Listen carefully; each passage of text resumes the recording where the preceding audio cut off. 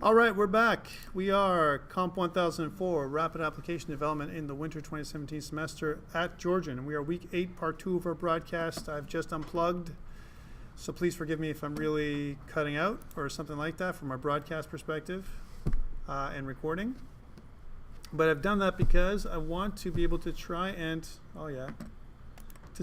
connect, I accept, with Visual Studio to the Azure database I created. Now, I'm running a little bit of an update because I'm thinking maybe that might have caused my issue. I'm not going to wait for this to happen, and I'm going to talk about assignment number 4 while that update's happening. So kind of make the most of our time. So I'm talking about assignment 4, but is it due anytime soon? Hell no. It's due way out, right? But I'm talking about it because it can be considered kind of the most difficult one of the bunch, and it's worth the same. And I made them all worth the same, so that way there's no contention. So this is week 12, April 2nd. So it sounds like a long way away, and kind of is, almost a month, right? By midnight.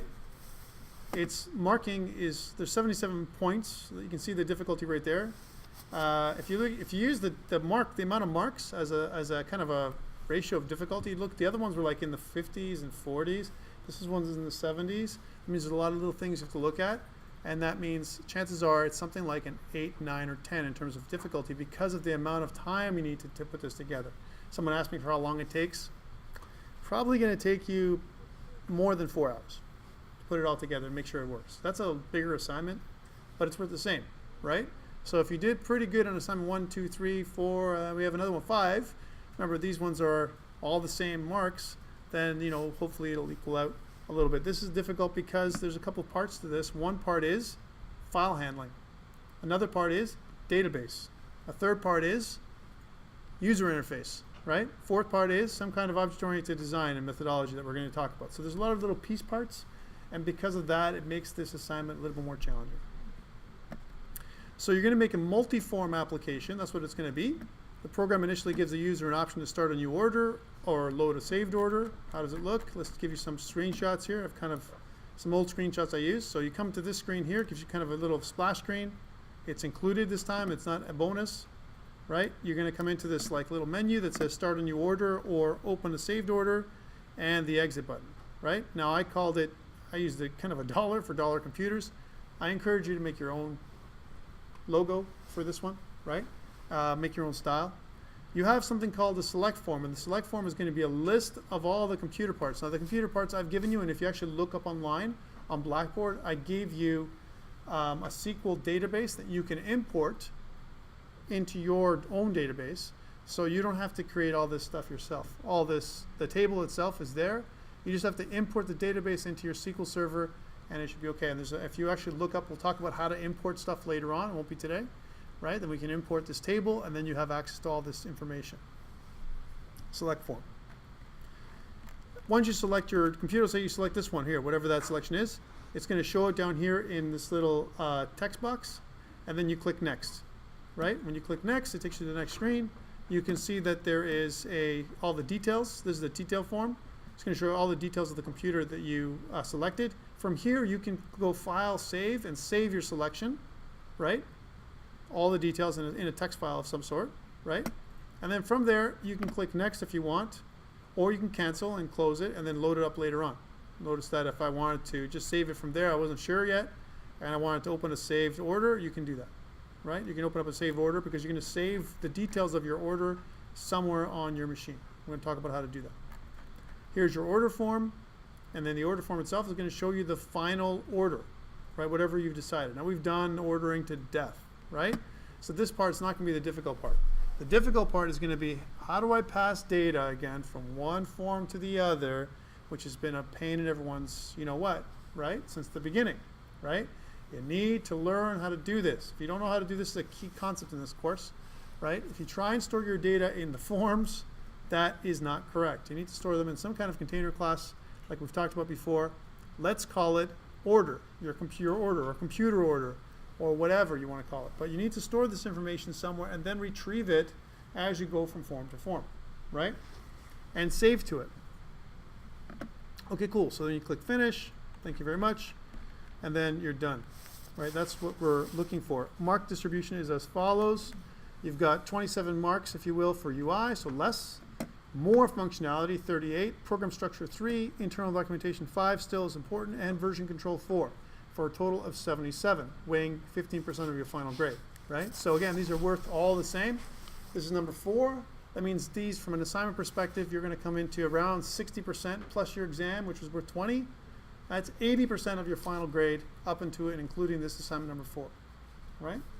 Just giving you some idea of where everything is. So if you did really bad in assignment 1, if you felt in your mind, or if I give you a really bad mark in assignment 1 for some reason, or you didn't do right, or maybe you thought that you didn't do assignment 2 so good, or assignment 3, maybe your exam wasn't that great, and you're kind of like, you know, petering out, and you feel that you're not doing that great, that might be a red flag for you today. Remember, today might be the last day to withdraw without academic penalty. Even without me giving you marks, I'll tell you right now that if you feel in yourself that you didn't do great on assignment 2, 3, and your midterm exam, that's a very good indication probably that I'm not going to give you good marks, right? Because if you feel you didn't do well, or if you missed something, you couldn't do something on one of your assignments or 2 of your assignments, and if you were to actually use my rubric here just to mark yourself, like to go through and go, did I get marked here? Maybe, maybe not. If you just thought about it for a second, you could figure out that maybe it's a good time to think about other options if you're worried.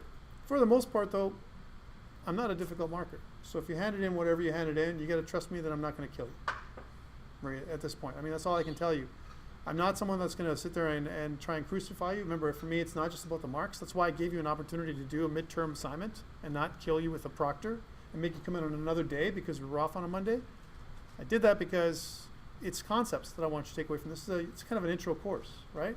So I'm not going to kill you with this stuff, and that's why I'm giving you your assignment way ahead of time, right? So if you trust me, things are going to be okay. I'm not going to crucify you. I don't do that kind of thing, right?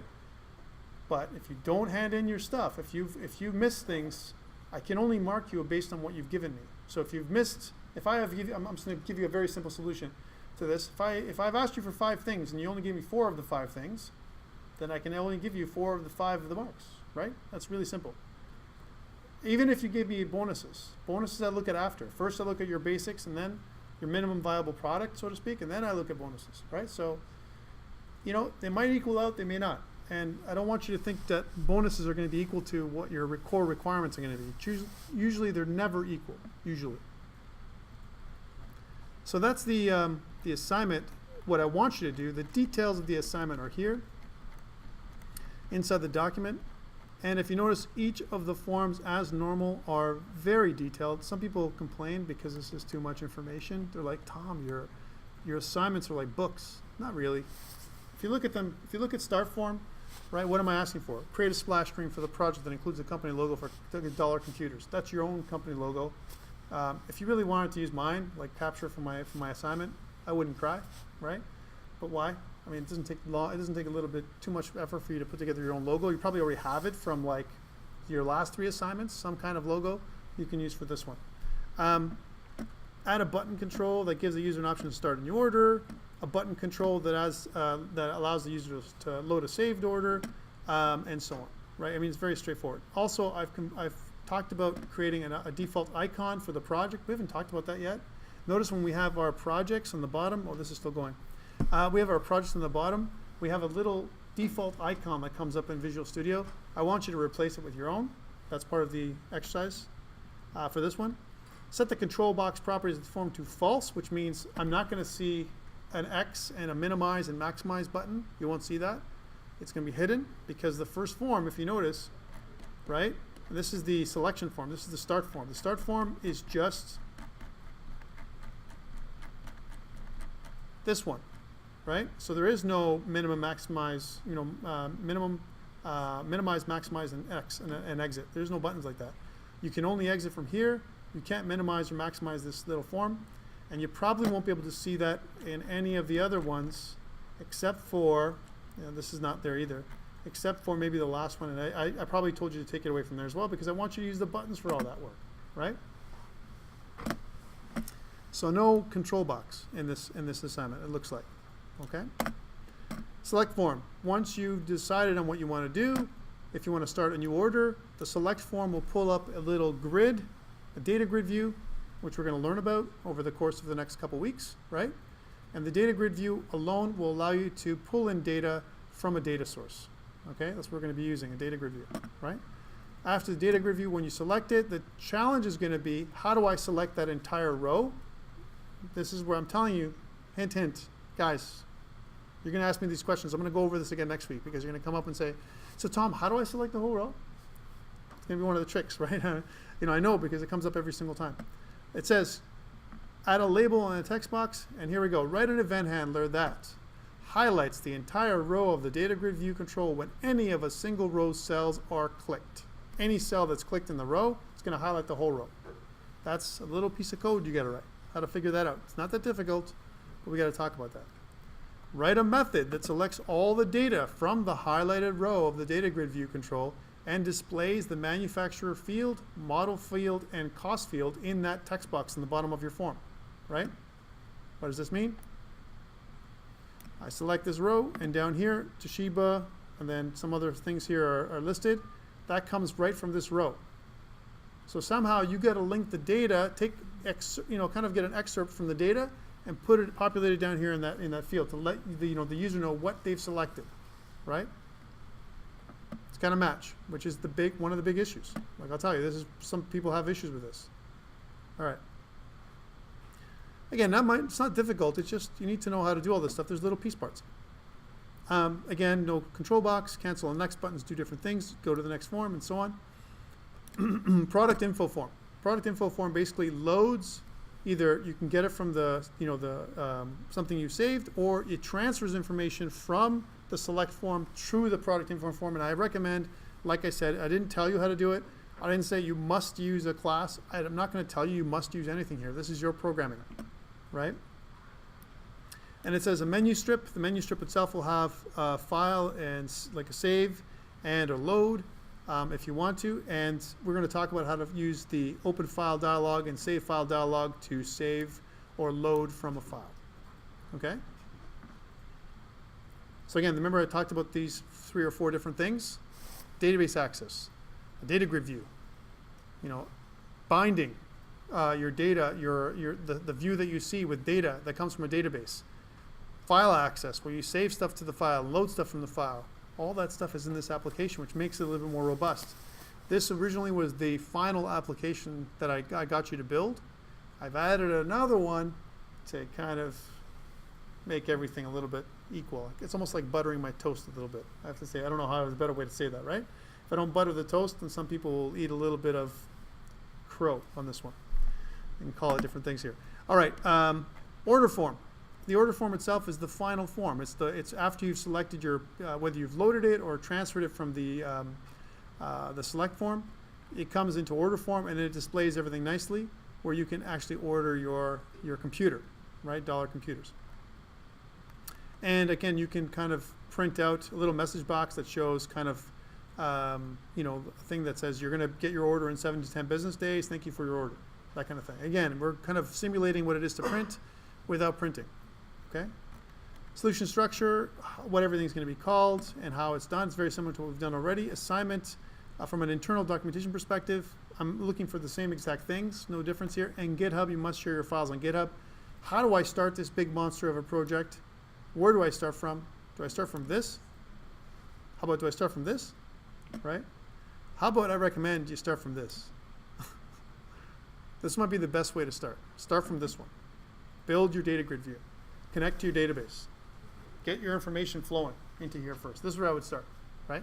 In fact, I would build the user interfaces just like normal for all of my forms from the very beginning, because user interface is still worth quite a bit of marks, right? And you need to do that. So that's the first piece I would build. I would also build my required container class. Chances are I'm going to call it computer order or order, whatever you want to call it.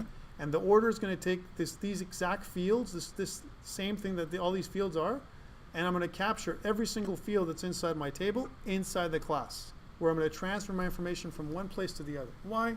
Do I really have to do that? I recommend it. You don't have to do anything, right? But it's best practice to have some kind of container class, like when you instantiate an object, to hold your data so you can easily pass it between forms. If you try and pass it from one form to the other using public and private access modifiers on each of the fields, you're going to have issues. right? And this is where people had issues last time. Not just the tricks of highlighting the field and all this kind of stuff. It's not that big of a deal. All right, so I start here. And then, remember, this is going to be grayed out. This next button is going to be grayed out until you make a selection, right? You make a selection, transfer the information here. That's the next step I would do. How do I transfer it to here, right? Can I go from this part, my select form, to my product info form? I would do that next, right? If I can get to here, that's really good work for, let's say, next week, if you can get that done. That'll be like most of your application is done, right? What I know I'm going to see, I'm not going to see anybody starting anything, right? I'm going to do a check and X exercise lab next week. If you've started, I'm going to check you. Well, this is going to be more difficult. I'm not going to give you free marks for this one. You need to have every one of your forms done. That means, in other words, all your user interface for each one of these different forms by next week should be already done. Lay them out, all right? Even if they're not perfect, don't worry about it. Why am I telling you this? If you don't start next week, that's why I've given you 4 weeks, right? You're going to run into this, and it happens every single semester, where you're going to wait for the last week and you're going to freak out because things aren't connecting properly, things aren't working out properly, things aren't displaying properly, you're not able to do stuff right, and you've run out of time. It's not about can't you do it or can you do it or aren't you smart enough. It's not about being smart at all. It's about scheduling. And I'm giving you way enough time to do it all, right? So that you don't have to worry. Don't panic. Please don't wait to start this after next week. Start this right away. That's why I'm giving it to you now, right? I'm trying to be nice, but sometimes, you know, the more time I give everyone, the more time everyone takes. So, questions around dollar computers. This is like the hell assignment that you're going to get. You're going to get 1 from me this semester, but if you get to learn this, once you know how to do database access and everything else, it's a key component to when you go to work. When you go to work in the real world, you need to have some kind of data access. If you don't know how to do that, you haven't really learned anything. Building user interfaces by dragging and dropping is the bare minimum that you would need to survive out there. Okay? You need to know how to code stuff and connect to data. No connection to data, you don't know anything. All right, so really this second half is really the meat and bones of what you need, kind of takeaways or key course outcomes are going to be handled in the second half of this course. Let's see if this thing finished. Holy crap. It's still finishing downloading, man. Or it says finished downloading, it's still installing. Let's see if I can buy some more time here by doing a couple things. I did this only because, not because I want to do anything different here. Sometimes what happens is Microsoft Azure Updates. And this SDK, it kind of sometimes, I'm going to put a disclaimer on this one, sometimes is the way it affects Visual Studio's connection to Microsoft Azure in the cloud. Sometimes. Sometimes it has no effect. I can do this and then I can go back in here and it's the same misconnection.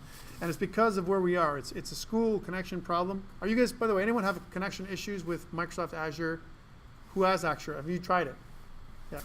Is it connection issues? I'm still working on that. You're still working. Okay. All right. Now you can always use DreamHost. Oh, well, look, we're sorry. The following products have failed to install. Okay, I don't care about this storage emulator. Who cares? Of course, an emulator will fail to install. Why? I'm emulating inside of an emulator, right? So this is why it would fail. I don't care about that. I care about these. You know, the app service tools. Let's see if I can actually get this. No, I'm not going to do any of this. I'm going to exit here. And let's see if I can actually get going on this thing. And I got this from Tools, Extensions, and Updates. And it suggested a Microsoft Azure update. That's why I did it. However, I don't think that's going to make a shred of difference. I think it's something to do with our school server, and that's why we can't connect. Okay, not because of anything else. And of course, Microsoft Visual Studio 2015 is taking its time because it's trying to think about all the things I just did to it, right? I kind of give it a big slap right now. Say, hey, Microsoft Visual Studio, bam, you're going to get updated, right? And it usually takes a few moments for it to happen, right? Any questions around assignment 4? I know it's, you know, it's a pain, and I have to be honest with you, it is a pain. But we need to learn about data access. Now, if I can't connect here to Azure today, it's okay. I'm going to talk to IT, and we're going to do it locally for today, right? And I'm going to show you how to connect locally to your local DB, right? Worst case scenario. We'll talk about how to do that. All right, let's check this out. Now, how did I get to that update for those people that are watching? Remember that what I did was I said I went to Tools, Extensions and Updates, and I got that little thing going on, right? So you go to Tools, and if you go to Extensions and Updates, sometimes what happens is Microsoft, the Azure SDK or the API updates. Here's 2 updates, it looks like. It's usually more than that, even though it shows 2, it's actually more. I don't care about Visual Studio Gallery, and notice there's nothing else here that matters. GitHub extension for Visual Studio, actually, that's pretty important. Well, it is. If without this one, you don't know how. Sometimes what happens is GitHub will fail to connect properly, and it'll cause issues. And they've updated this obviously for a reason. I'm just going to install this thing and then restart my Visual Studio, and then we'll be good to go.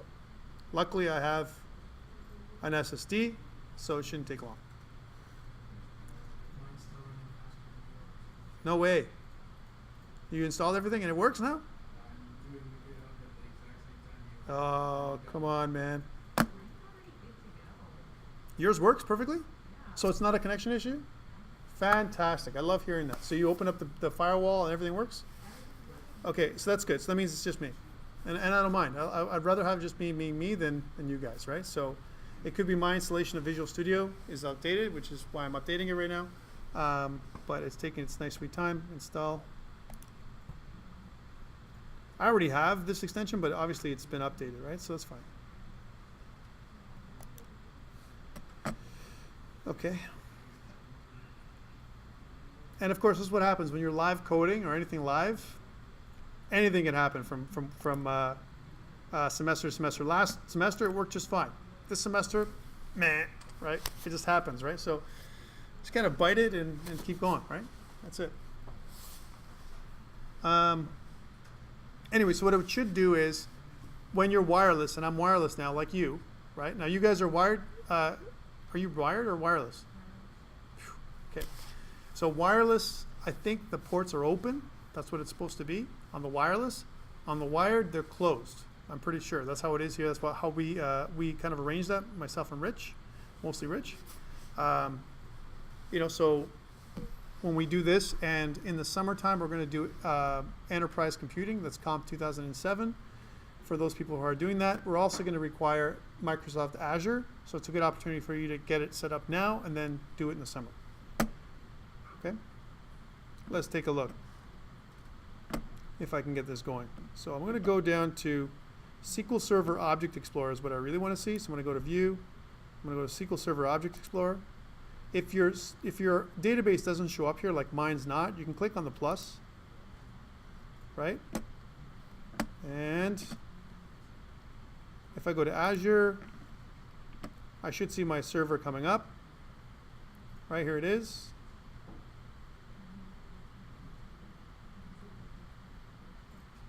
That's nice. And it gives me my username, and I'm going to put in my password.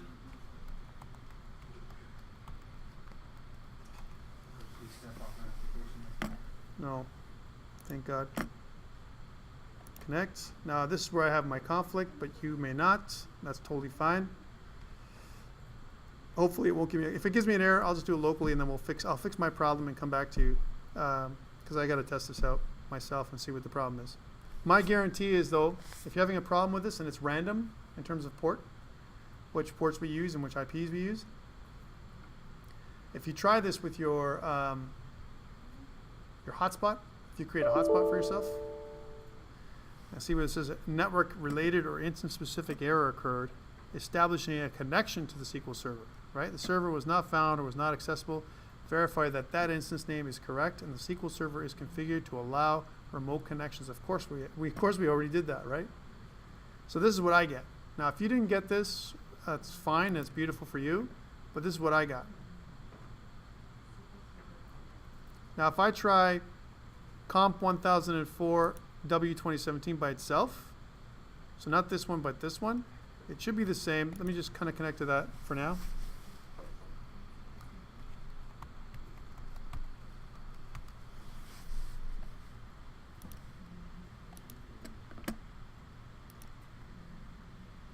This is another key thing here. If I can read the database, so I'm kind of keying that into my own, that's really cool, right?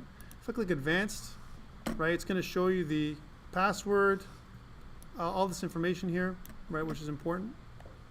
This is the connection string right here, right? And if I click connect, that should log me in properly. Now, somehow this time it worked. No difference. I didn't do a darn thing different there, right? However, the key is not that, but if I can actually pull the server information down from here, and I can't. Even if I connect here and if I try, right, even if I refresh here and if I kind of look at the server information being here, if I can't pull it down in SQL Server Object Explorer, I have no connection. All right, let's work locally. So how do I work locally? So right now I have this list of names, but what I want to do is in my local DB, MS SQL local DB here, which is perfectly fine to start off with. Notice that I have databases you may not have. If I want to set up a new database, I can right click, right, and I can add a new database. Let's add a new one for today. Add a new database. We're going to call this COMP1004-W2017. That's the new database that's stored on my local DB server. Okay? If it's working for you, use the one through Azure. Mine's not working for whatever reason, right? I'm going to click OK here. Okay, cool. So I've made a database, but I need a table to connect to, right? So if I look down here, there's my database. And if I look inside here, you can see that I don't have any tables. If I click on here, there's some system tables. I want to right-click on my tables and add a new table. You can do the same thing for your database on Azure if you have access. My table name is going to be called, notice it's going to pull up this little DBO table design, right? I have an ID. That's the ID of the table. I want to pull up a couple of additional things here. This is the old way, by the way, of doing things. So bear with me. We're going to show you the new way next week. All right? So here's my ID and my name. So we're going to say first name, right? And now by default it's ncar. I'm going to make it nvarchar 50. nvarchar 50. Allow nulls. No. You need to have first name in there. And maybe we'll do a last name too. So we'll say last name. We'll do the same thing nvarchar 50 for first name and last name. I'm also not going to allow nulls there. First name and last name. So two pieces of information I want. Okay. The other thing is I need to make my ID auto incrementing, right? Now, in order for you to do this, notice I've clicked on here. Down here, see how it's a primary key already? This is the script that's going to run to create my table, right? But I need this to be auto incrementing. The way to do that, of course, is to specify identity for SQL, right?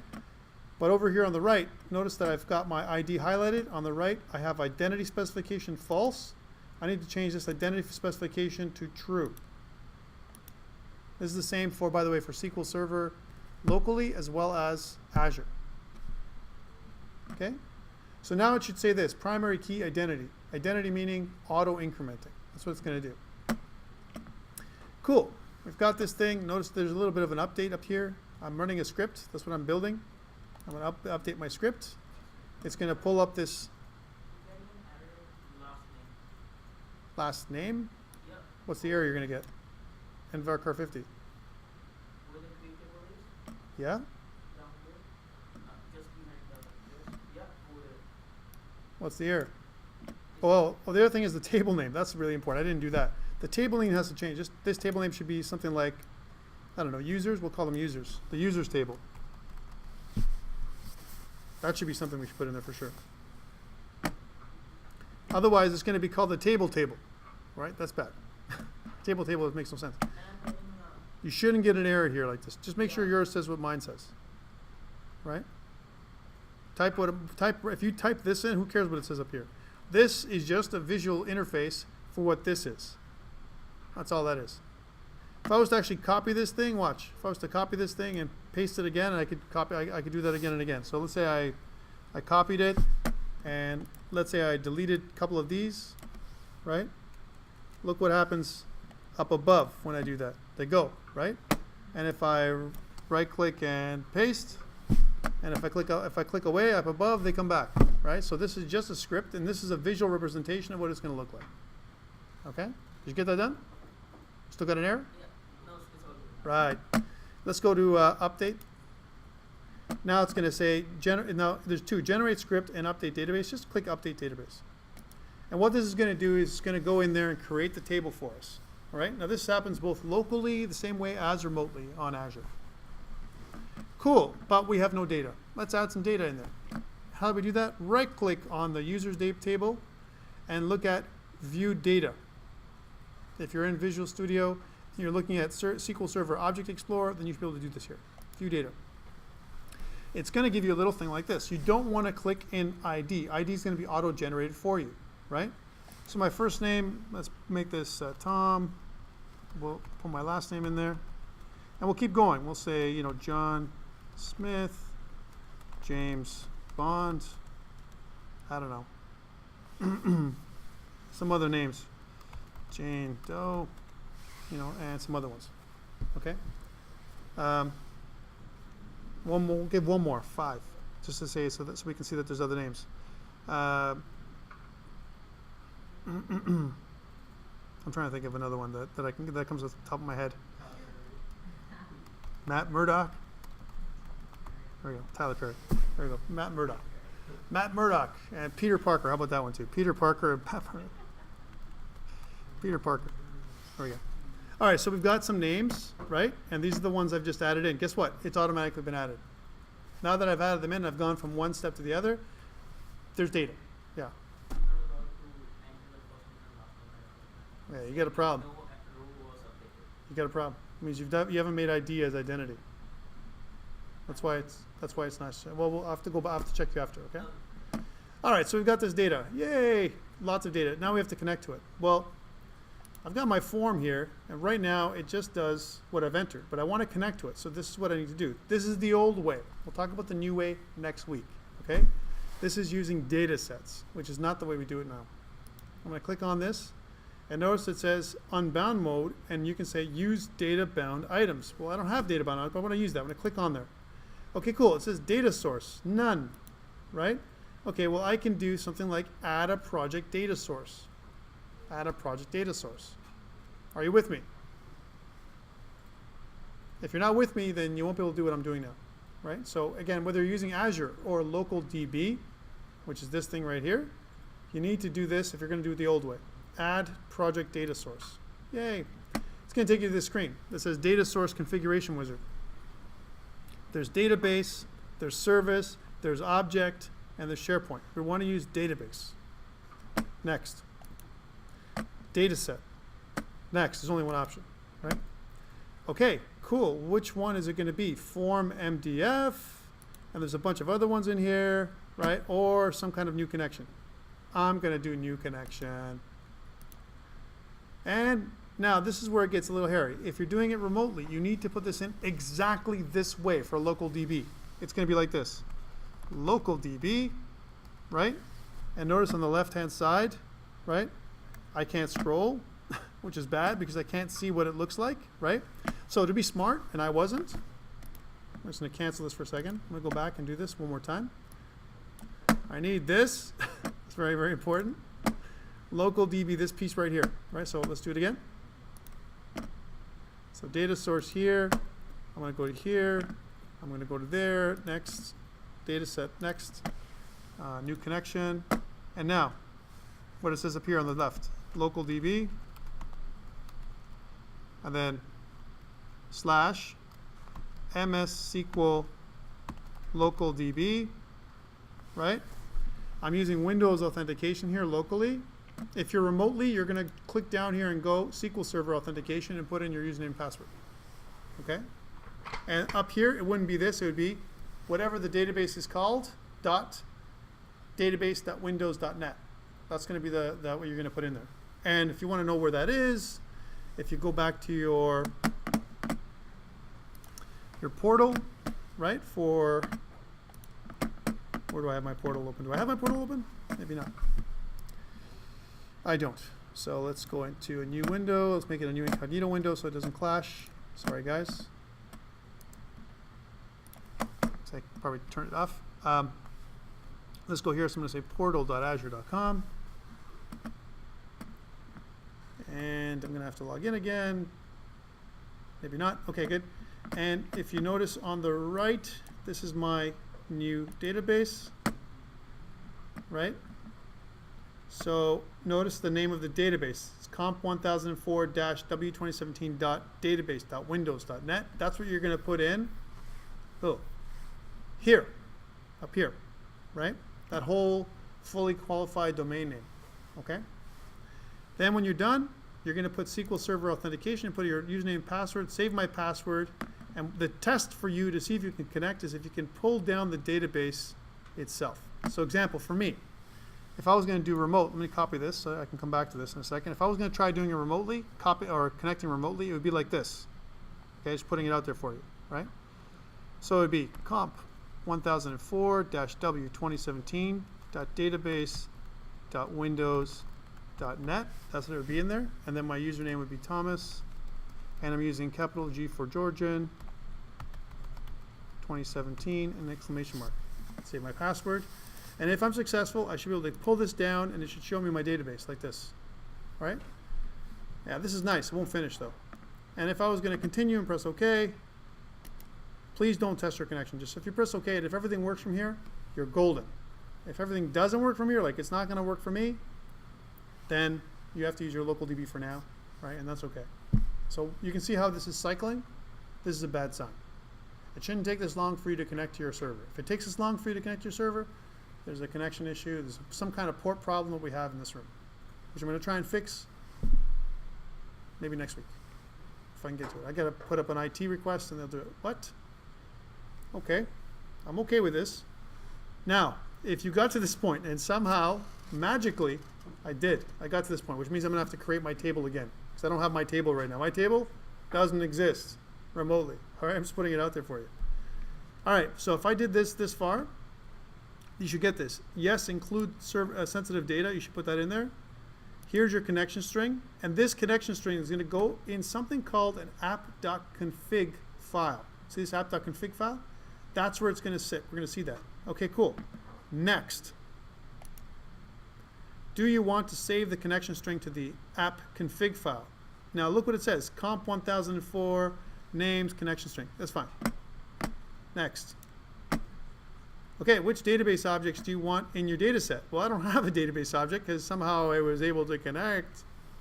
I don't know how, but that's okay, right? I will accept this circumstance somehow. And it's going to retrieve database info. This is where it craps out. Okay, cool. Notice that there is no connection. It says this is my COMP1004 names data set, and there isn't anything in there, right? Because I don't have a table on my data set. And I can't do anything locally here. So how do I fix this? Let's go back to previous. I like this. I'm going to pull up just to see if I can make this work, just because you inspire me, you people, to make it work. I'm going to pull up my database. I'm using Microsoft SQL Server Studio, right?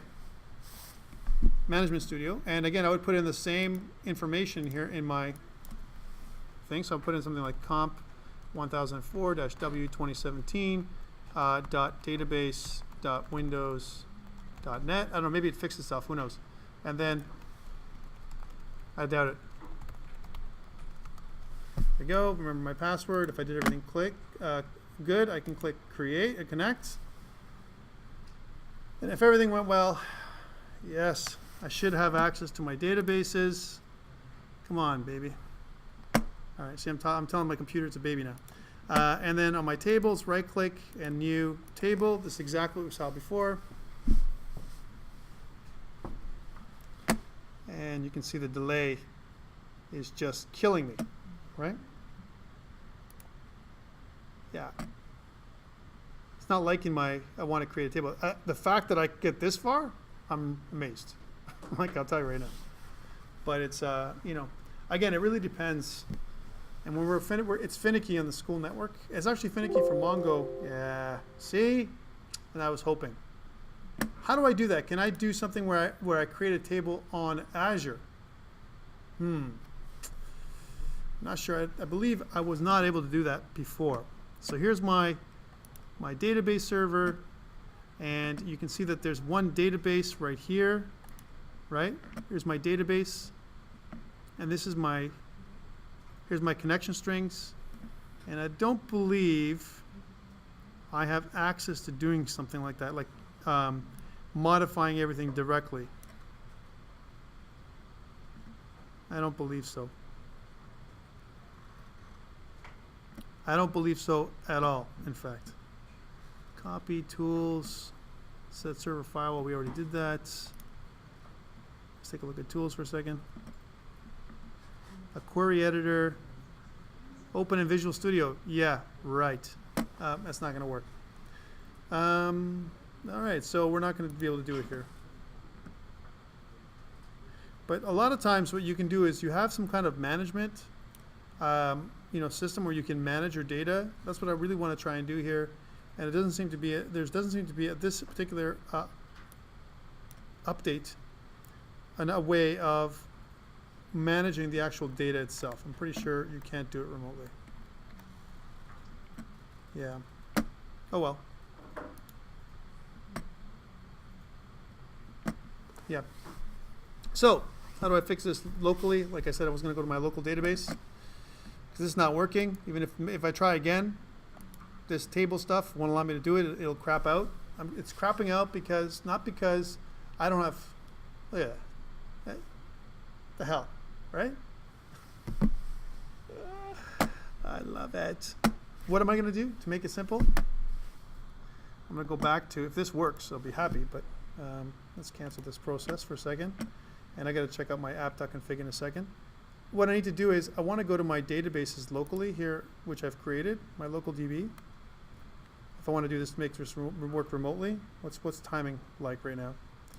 And I want to view my designer, which is this piece right here. I'm going to copy this whole piece. Copy. I'm going to go to this, and where's my scripting for this thing? Can I script this out? No. Okay, it's going to be by hand. Let's try typing it by hand. Where is it? Where do you see it? Yeah, that's just properties. And varchar. No, it's not in varchar. I'm afraid.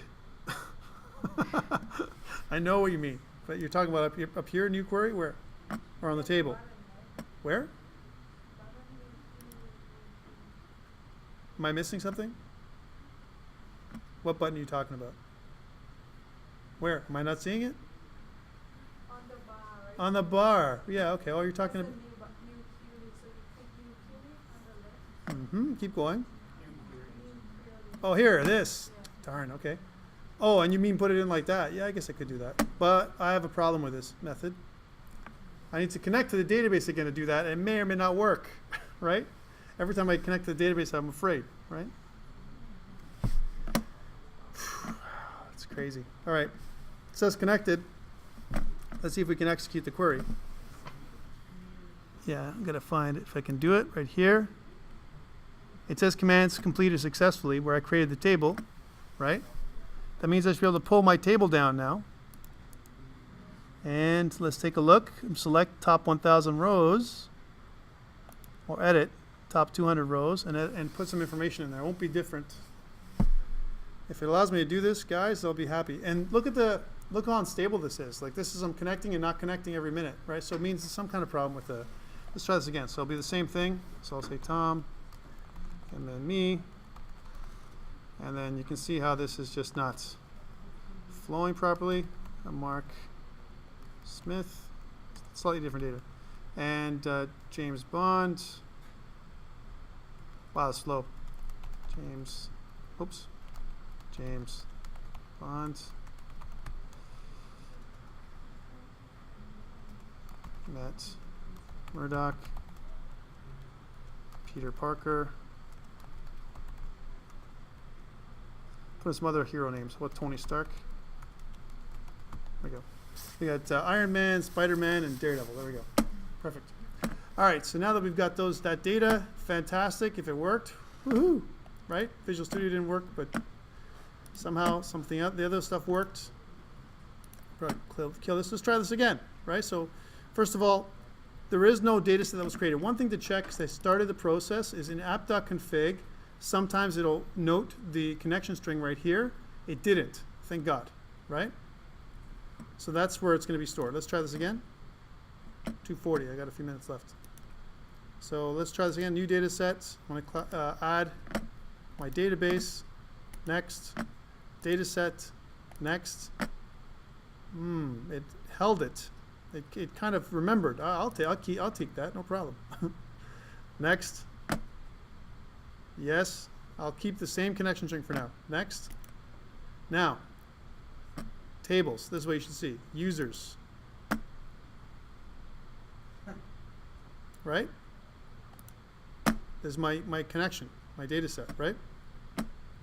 And notice I want ID, first name, and last name. I want those things. Okay, and this is what it's called, COMP1004 names data set by default. Finish. And if I did this by myself or naturally, if it works out, if it doesn't crash here, good. Now, this is the data source, right? And I can choose the data member, which is, for example, first name, right? And I can select my value if I want, but I don't want to. But for now, if I click away, and if I run this thing, and if everything goes well, I should have my list of first names with a lot of pain. I took a lot of pain getting this up, and there we go. Phew. If you followed that, you're golden. Now you know why $database assignment 4 is a pain in the ass. Sorry to say it that way, and I apologize to everybody who's been offended by what I just said, but I don't care. It's He still assigns it to us. well, we need it. We need to do this, right? This is the challenge, right? The challenge as computer programmers is we need to be able to connect to a data store, so we need to do it. Some point. This is the point we're going to do it, right? So, so you notice that I have the data here. We still got some time, and if I want to say, so this is a list of first names, and from the list of first names I can make it large or small, and let's say I want to drag and drop now my toolbox. So if I go, so some common controls, I want to drag in a label. Here we go, here's my label, and my label is going to be called the first name label. First name label. There we go, first name label. And it'll be called first name. Okay, this is cool, but all it does is it shows me my first name. And for me to connect to all of them, right, what I have to do is, depending on which one I select, oh yeah, it's taking a sweet time now. Take a look at this. Yeah, baby. Right? That's what I was afraid of, this delay, right? Depending on which one I connect to, yeah, see this? You know what that is? This isn't an error. If you get this error here at the school, it's not an error. And what it is? Can't connect. Right? So I stop it, and I bet you if I run it again, try it a couple times before you get that error. Because if you get that error over and over again, okay. But if you don't get that error over and over again, like this, the reason why it's not working is because I just can't connect to the database anymore, even though I connected it to it just before, right? Yeah. Design, you actually click on the box, and then over in properties, there's data bindings. Yes. Is that where you can load up the database? Because I You can do it here. I've noticed the data bindings here, right? But I recommend doing it right through my smart arrow if you're going to use the old way, right? think that's right. Yeah. So if I start and if everything goes well, then giving it a second, notice how it's trying to access. What I'm doing is I'm accessing the database through my little poor connection, and it's struggling, right? It's struggling to do this, right? All right, I'm going to show you one more way. Okay, so this is the way, and might get errors like this. There's nothing to do with me. This is because of the connection. All right, let's make a new connection. So I'm going to make another form, really quickly. Right. So actually, I'm going to my data form. Actually, what I'll do is on my data form itself, I'll get rid of my connection strings. So you can do that. You can just delete. I can delete all my connection strings. And inside my app.config to reset, notice that it added this whole connection strings part right here. I'm going to get rid of this too. Right? And save. And then what I'm going to do is I'm going to connect locally.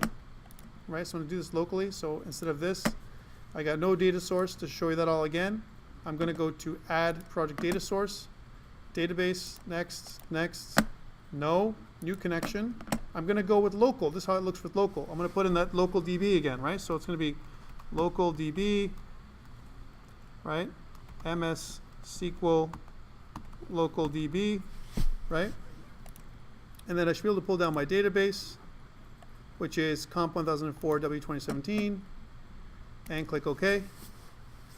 And it's going to have my data connection. This is my data connection, right? This is my data string, next. And I'll accept this, next. And now it'll pull up my stuff. See how fast it is? This is how it should really be, right? So I'm going to get my whole table and finish. And now I have my local connection, and I want to choose my display member, which is going to be my first name. There it is. And if I run this locally, it's going to look like an error. No, what's the issue? Oh. Because behind, it didn't go away. So I coded it, but I expected the code behind file to be fixed, and of course it was not. Which means this has got to go. Sorry, because I updated that. And then if I try it out again, I get this, right? This is nice, but it doesn't give me a lot of information. What I was going to try and show you was the more common control, undo, the more common control for this, which is the data grid view, which I talked about. So this is the first name. That's nice, but this doesn't give us a lot of information. How about my data grid view itself? How does that look? Make some more room here. I'm going to go into Toolbox really quickly, and then I'll talk about this again next week, right? There's something called a data grid view. So if I go to data on the left, there's something called a data grid view. If I drag and drop this in here, right, it asks me if I have a data source, and I do, right? So I can use my project data sources, which is one that I already have. Gee, I don't know which one it is. Yeah, okay, I'll use that one. Did I change something? Maybe I did. That's bad. Anyways, so what this data grid view does is it pre-populates a table with all the information, which is where I want you to what I want you to do with your assignment 4. So I kind of run this thing, and if it works, if I pick the right data source, and I believe I did not, otherwise it would have come up by now. And let's go back and try that again.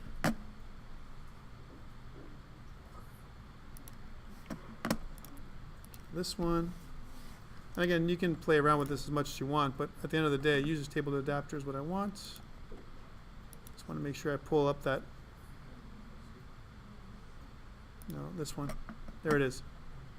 All right, so if I run this thing now, it should look like this, right? And that's what the data grid view does. It basically pulls up all your data, and this is one of the most common views we're going to see for this, for COMP1004 as well as COMP2007. The next course you're going to take in the summertime, we're going to use something called a web or a grid view, right? Some kind of data grid view for the web, right? Very similar, than what we're doing here. And this is almost the crux of what you're doing. What I want you to do is when you click here on one of these things, it highlights the entire row, and it takes this information. We're going to talk about how to get that later on. Hints for this and how this is done is in the code behind file, because automatically my data form on the back end has this users table adapter fill method, which fills the user table with the stuff that we're going to get from our database. This is identical to what we're going to do, except that we're not going to bind it this way in the advanced form. In the advanced form, we're going to use the entity framework to do this. This is just the basic old way of doing it. The old way is great for very simple applications, but terrible if you want to do more advanced things like full CRUD, all right? It's very, very slow, and for larger applications, you wouldn't want to use it. Questions around, see, I didn't even get to the Unity part, I told you, right, because of all the issues. I thought we did that at the beginning. Kind of, but I was going to do more. Questions around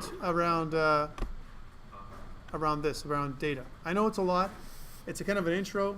Next week, we're going to get more into detail about this stuff, and hopefully what was that?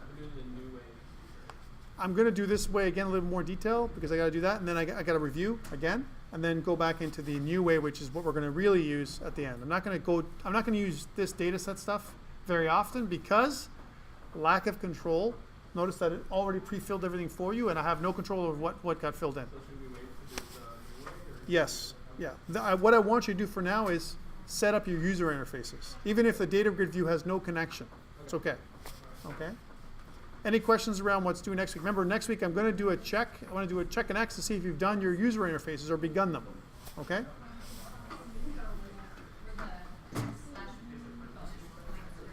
Yes. Is it due for next Monday in the evening or Monday? Monday evening. Okay? All right, I guess I lost my connection. Did I even, I don't even know what I projected here.